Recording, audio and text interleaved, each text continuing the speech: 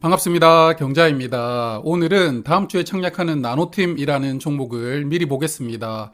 이 종목은 전기차 관련 종목이라는 게 기대할 만한 포인트인데요. 하지만 공모가를 너무 높게 잡았더라고요. 그래서 기대할 만한 부분과 우려되는 부분이 공존하고 있는데 차근차근 살펴보겠습니다.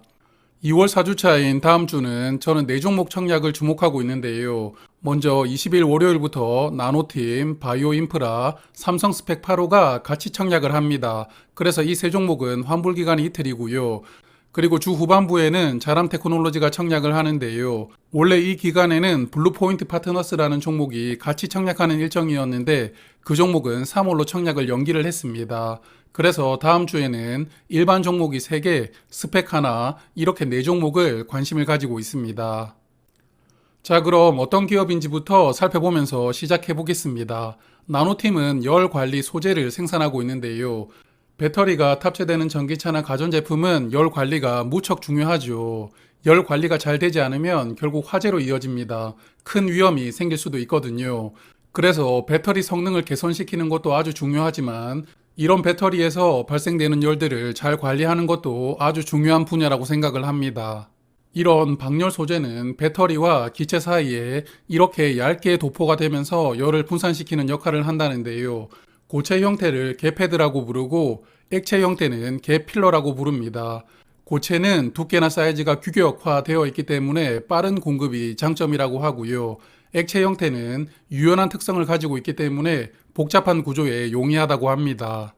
나노팀은 주로 현대기아차의 전기 수소차에 공급을 하고 있는 것으로 보입니다. 2017년과 2020년에 현대기아차의 전기차용 방열 소재 공급업체로 선정이 되었다고 하고요.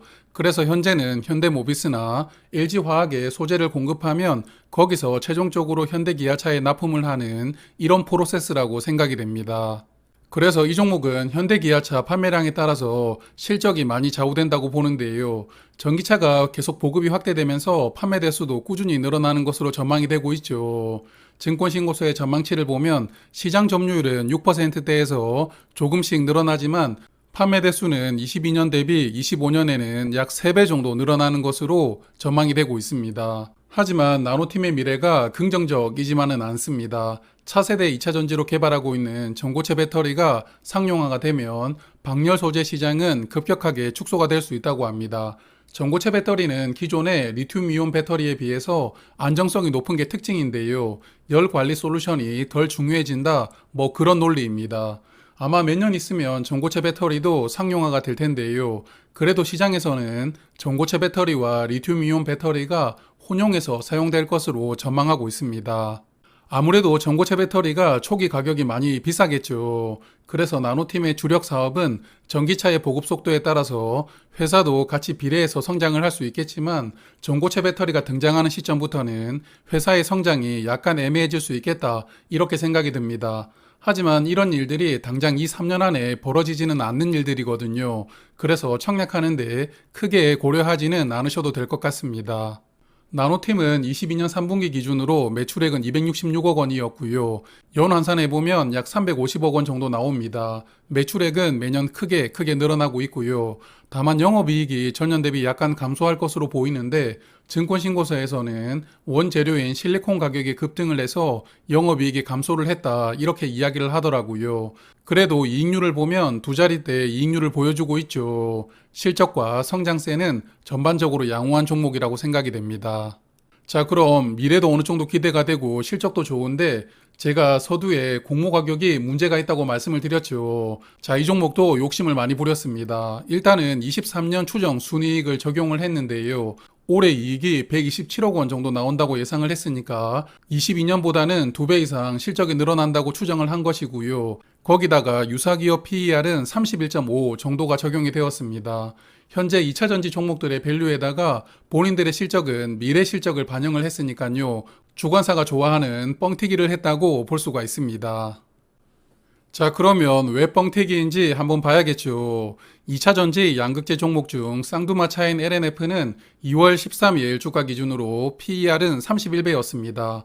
그런데 나노팀은 공모가격 하단인 11,500원 기준으로 시가총액은 2,203억 원이 되고요.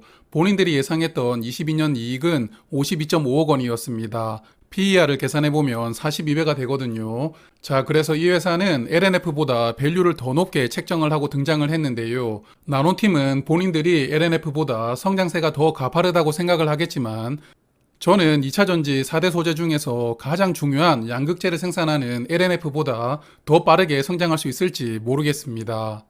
그래서 나노팀으로 검색을 해보면 언론 기사마다 밸류가 높다는 평가를 자주 발견할 수 있었는데요.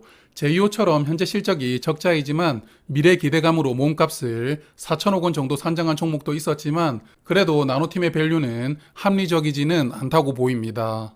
그럼 언론에서조차 밸류가 높다고 지적을 하는데 왜 이렇게 공모가가 나왔는지 알아봐야겠죠. 오아시스와 마찬가지 이유입니다. 결국 이 종목도 프리 IPO에서 몸값이 너무 높게 책정이 되었는데요. 22년 5월에 프리 IPO로 상장하기 직전 투자를 받았는데 주관사인 한국투자증권도 이때 투자를 했습니다. 그래서 약 64만 주를 보유하고 있는데 이 당시 취득한 가격이 12,700원이었거든요. 이 종목 공모가 밴드 상단은 13,000원, 하단은 11,500원이거든요. 그래서 결국은 오아시스처럼 본인들이 투자했던 금액대가 있으니까 합리적이지 않는 방법을 적용해서 공모 가격을 억지로 본인들의 취득 가격 근처로 맞추어 놓은 것입니다. 그래서 이 종목은 오아시스와 비슷한 평가를 받지 않을까 예상을 하고 있고요. 공모 가격이 얼마나 할인되느냐에 따라서 청약을 판단해 볼 종목이라고 생각을 합니다. 자, 그래도 아마도 이 종목은 상장을 철회하지는 않을 것 같은데요. 회사가 현재 흑자를 내고 있기는 한데 투자 등으로 나간 돈이 많습니다. 그래서 22년 3분기 기준으로 현금성 자산이 고작 1억 9천억 원 남았거든요. 고간이 거의 지금 텅 비어 있습니다. 게다가 돈이 급해서 고금리 단기 대출을 3건 정도 받았더라고요. 금리 5% 이상으로 약 53억 원 대출을 받았는데 이 대출들은 만기가 올해와 내년에 도래합니다. 그래서 회사 입장에서는 이번에 상장을 해야만 한숨 돌릴 수 있을 것으로 보고요. 공모 가격을 좀 낮추더라도 상장은 진행하지 않을까 생각을 합니다. 자, 그럼 마지막으로 청약 정보 체크하겠습니다. 총 200만 주를 모집을 하고 우리사주조합에 따로 배정을 하지는 않았습니다. 일반 투자자에게는 약 51만 주가 배정이 되고요. 청약 주관사는 한국투자증권인데 일반 고객은 8,500주까지 청약을 할 수가 있습니다. 그리고 최소 청약 수량이 30주인데 지난번 제2호는 50주였죠. 요즘에 한투가 최소 청약 수량을 고무줄처럼 늘렸다가 줄였다가 하고 있습니다. 상장일에 유통물량 비중은 21.8%입니다. 유통물량은 좋은 편인데요. 하지만 유통물량의 절반이 기존 주주 물량입니다. 그래서 이 종목도 상장일에는 기존 주주들의 역량이라고 해야 될지 역할이라고 해야 될지 모르겠지만 여하튼 기존 주주들이 좀 중요하다고 생각을 합니다. 이 종목은 수요 예측이 좋게 나오기는 힘들겠지만 중요한 것은 또 공모 가격이니까요. 부디 합리적인 가격으로 조정되길 바라보고요. 수요 예측은 이번 주 금요일에 공시가 됩니다. 같은 일정으로 청약하는 바이오 인프라와 묶어서 정리를 해보려고 생각을 하고 있고요. 그럼 나노팀 관련해서는 여기까지 하겠습니다. 마지막까지 고맙습니다.